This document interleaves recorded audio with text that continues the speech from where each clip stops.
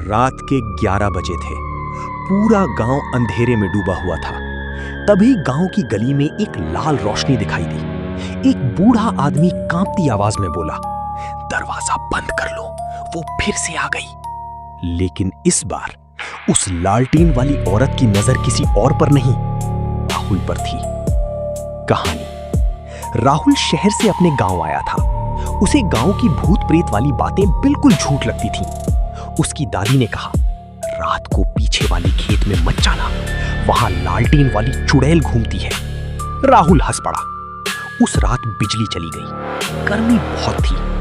Rahul mobile लेकर बाहर टहलने निकल गया। पूरा गांव शांत था।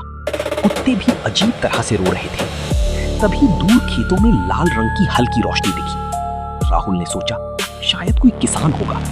वो धीरे धीरे उस तरफ बढ़ने लगा। जैसे जैसे वो पास गया, हवा ठंडी होने लगी। अचानक उसे पायल की आवाज सुनाई दी, छन छन छन। राहुल रुका।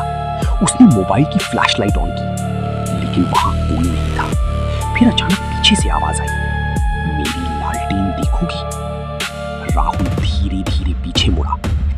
एक औरत सफेद साड़ी में खड़ी थी। उसके हाथ में पुरानी लालटेन थी, लेकिन उसका चेहरा पूरा जला हुआ था और आंखें बिल्कुल लाल। राहुल डर गया। उसने पूछा, कौन हो तुम? औरत धीरे धीरे हंसने लगी। जो भी रात में मुझे देखता है वो सुबह तक जिंदा नहीं रहता। इतना सुनते ही राहुल भागने लगा, लेकिन उसे महसूस हुआ कोई उसके पीछे दौड़ रहा है। पायल की आवाज लगातार पास आती जा रही थी, छन छन छन। राहुल पूरे डर में गांव की तरफ भागा।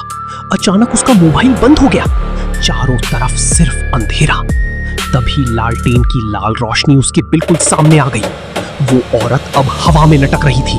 उसकी गर्दन उल्टी घूमी हुई थी और उसने धीरे से कहा, अब तू नहीं बचेगा। राहुल जोर से चिल्लाया और बेहोश हो गया। एंडिंग। सुबह गांव वालों को राहुल खेत के पास मिला।